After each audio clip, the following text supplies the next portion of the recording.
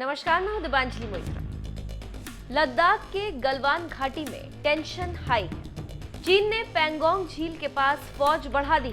5 मई को गलवान घाटी और पैंगोंग झील के पास ही आईटीबीपी के जवानों और चीनी सेना के बीच झड़प हुई थी। तनाव बढ़ा तो पहले चीन ने फौज बढ़ा दी और अब इंडिया भी चीन को मुंहतोड़ जवाब देने की तैयारी कर रहा है। खबर तो ये भी है कि चीनी सैनिकों ने पैंगोंग झील के इलाके में अतिरिक्त बोट तैनात कर दिए। दोनों पक्षों ने डेमचौक और दौलत बेग ओल्डी में सैनिक भी तैनात कर दिए। वैसे आपको ये भी बता दें कि गलवान के आसपास के इलाके में पिछले 6 दशक से दोनों देशों के बीच विवाद रहा है। चीनी सेना ने गलवान घाटी में बड़ी संख्या में टेंट लगा दिए। 5 मई को इस इलाके में लगभग 250 इंडियन और चीनी सैनिकों के बीच झड़प हुई। ये झड़प कोई आम नहीं थी। लोहे की छड़ों और डंडों के साथ दोनों देशों की सेना आमने सामने थी, जिसमें दोनों तरफ के कई सैनिक घायल हो गए।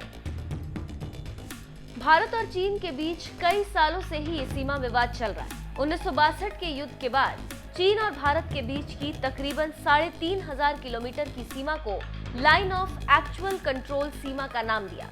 ऐसा इसलिए कि यहाँ किसका कौन सा बॉर्डर है, इसके लिए कोई मार्क नहीं है।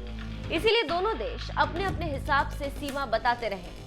इतिहास रहा है कि 1979 के बाद से लाइन ऑफ एक्चुअल कंट्रोल पर इंडिया और चीन के बीच कभी गोली नहीं चली, क्योंकि दोनों देशों ने तनाव को रोकने के लिए ये फैसला किया।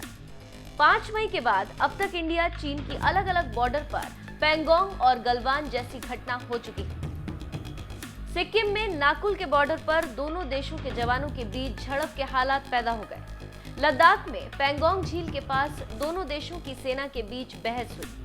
इसके बाद गलवान घाटी के पास इंडिया और चीन के सैनिक भिड़ गए। इस घाटी में दोनों तरफ से सेना को बढ़ाया जा रहा है। दोनों तरफ से तोपों को तैयार किया जा रहा है। चीनी सेना के आक्रामक रुख के बाद इंडिया ने गलवान घाटी में सैनिकों की संख्या बढ़ाने का फैसला किया।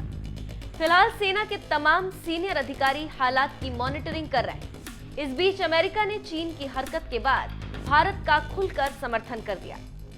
चीन के लिए ये किसी सदमे से कम नहीं है।